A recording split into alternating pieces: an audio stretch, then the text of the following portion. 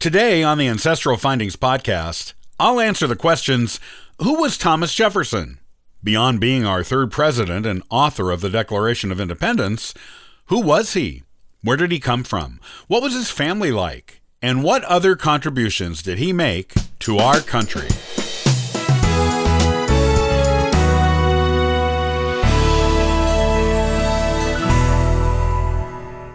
Thomas Jefferson is such a well-known name in American history. He wrote the Declaration of Independence, was our third U.S. president, and is on our nickel, also the $2 bill, but those are hardly ever used anymore. But other than writing the Declaration, who was he as a person, and what other roles did he play in the colonies gaining their independence from Great Britain? Here is the story of one of America's most famous, accomplished, and impressive founding fathers. Born April 13th, 1743, in Shadwell, Virginia, Thomas Jefferson was the third of 10 children born to Peter Jefferson and Jane Randolph. Peter was a planter and surveyor, and quite wealthy for the time. In colonial Virginia, this meant he had a lot of lands. Land equaled wealth in that colony in those times. When Thomas was 14, Peter died and left half of his estate to Thomas, and a half to Thomas's brother, Randall Jefferson. Thomas's portion of the estate, which he came into full ownership of when he was 21, included the land on which he would one day build the famous Monticello mansion, which is still there today and open for visitors to tour. Thomas began his education among his Randolph cousins with private tutors. He was fluent in Latin, Greek, and French by the time he was 9, as well as an accomplished horse rider. He later boarded with the Reverend James Maury, where he learned the classics, history, and science. At age 16, he enrolled at William and Mary College, where he studied math, metaphysics, and philosophy. He also became an accomplished violinist at this time. He graduated when he was 18, then studied for the bar exam and was admitted to it as a lawyer. He worked as a law clerk for a while, continuing to improve his foreign language skills and reading heavily amongst the English classics and political works. Thomas was a definite bibliophile, loving books above most other things. He lost 2,000 books inherited from his father in a fire, but soon replaced them with 1,250 books around the start of the Revolution. This number grew to around 6,500 by 1814. When the British burned the Library of Congress during the War of 1812, Jefferson sold them his collection, intending to use the money to pay off some of his large debt. He soon started collecting books once more, however, writing to his friend and fellow revolutionary John Adams that he could not live without books. During his time at the bar as a practicing lawyer, he lived with his mother. He took on a number of cases for slaves seeking their freedom, even doing so for free at least once.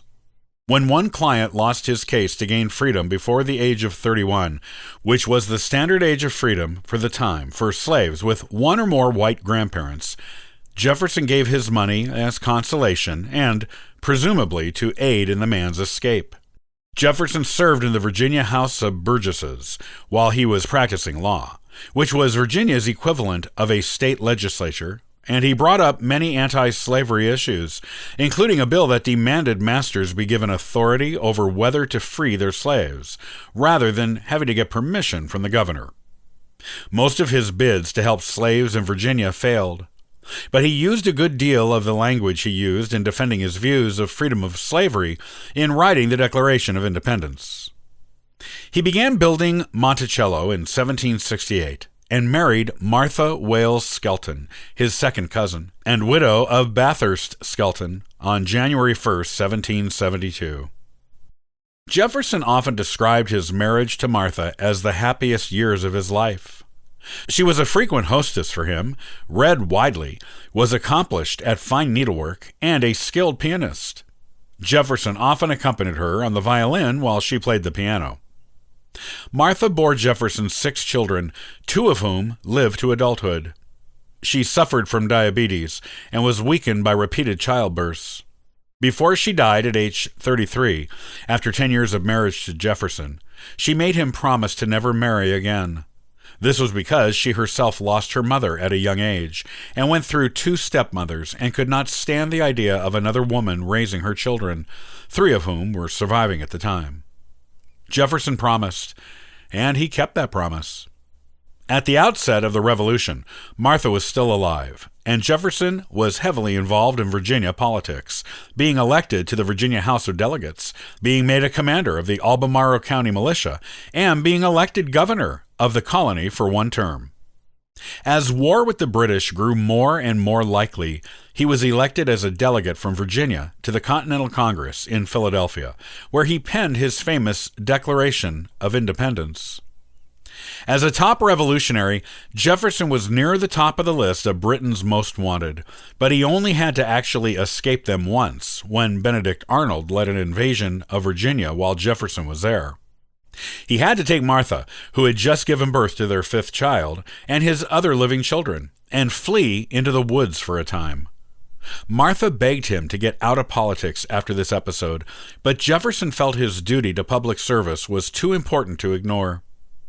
Even during the Revolution, Jefferson found time to work on scholarly things, such as his famous Notes on the State of Virginia, a large book about Virginia's history, culture, politics, and geography. In it, he espoused the belief that blacks and whites were equal, but could never live together peaceably due to resentments over slavery. He also stated his belief that the Native Americans were equal to the white European colonists in every way. These were radical views for the time. Most of Jefferson's political career happened after the Revolution and after he lost Martha. His probable affair with Sally Hemings, Martha's enslaved half-sister, who was only 1/4 black, also occurred after the Revolution. Plenty has been written on those subjects, but Jefferson's contributions to the Revolution cannot be understated. He protected Virginia from the British and put into words the sentiments of all the colonists that they were, by rights, a free and independent people. Those words still echo throughout our country's very essence today.